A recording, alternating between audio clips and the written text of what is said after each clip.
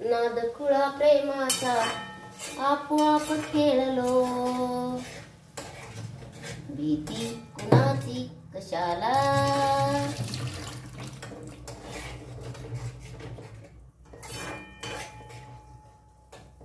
काल पण उशीर झालता का?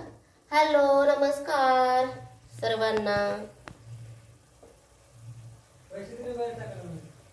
आणि तुझी पगार झाली काय केली किरणे? हा कशाचे कपडे घ्यायचे तुला? किती कपडे घालायचे? कशाचे घ्यायचे म्हणते ना? अरे कशासाठी कपडे पाहिजेत?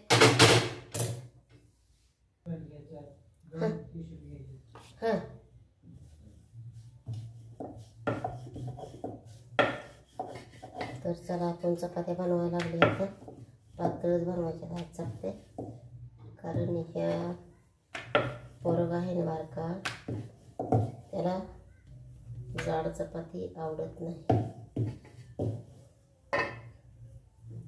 तर ते खातो एकदम पातळ पातळ, त्याच्यानं मी त्याला पातळच बनवते.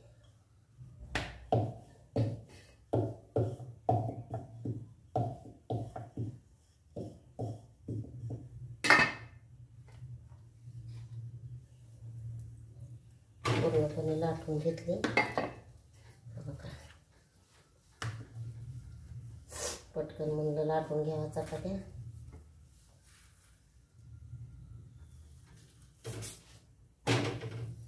उलटली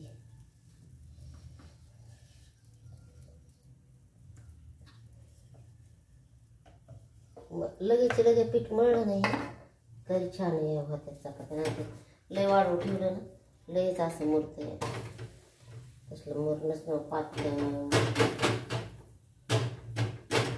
चिकी सारखं आहे ना, लांबच चालतंय.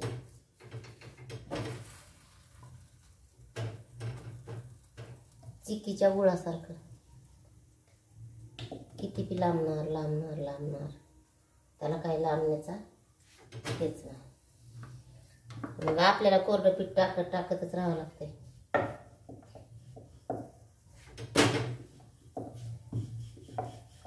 कोरडं पीठ टाका टाका टाका. हा बघा, हे पण आता मळले तर बघितलं का किती लागतं.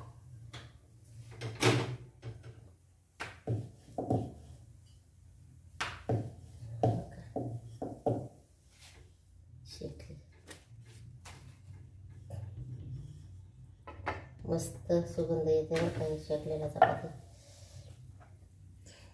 आई जशी शेकायची ना पहिलं आणि आपल्याला सुगंध यायचा, आपण खायचो तसा.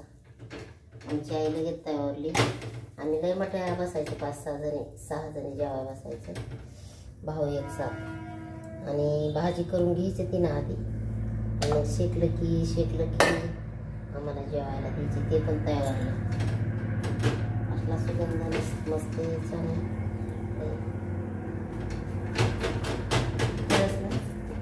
आईच्या हातचं प्रेम वेगळंच असते, वेगळंच नाही खरंच. आणि चुलीवरलं खाणं, आईच्या हातचं प्रेम, आईवडिलाच्या घरात राहणं अलगच लळा असतो. ते त्या लळ्यासारखा लळा कुठंच भेटणार ना कधीच.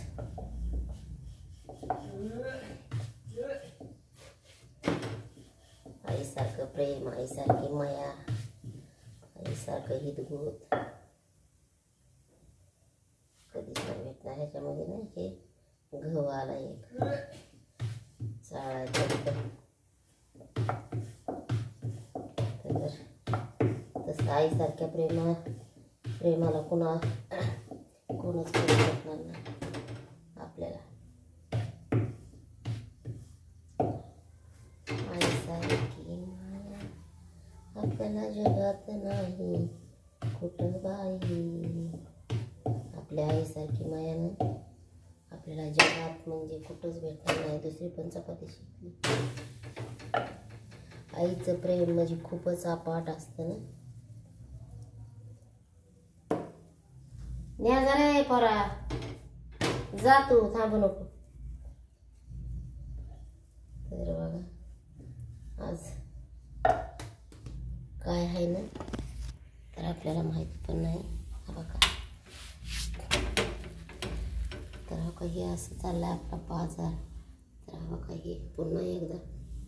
तर चला बाय.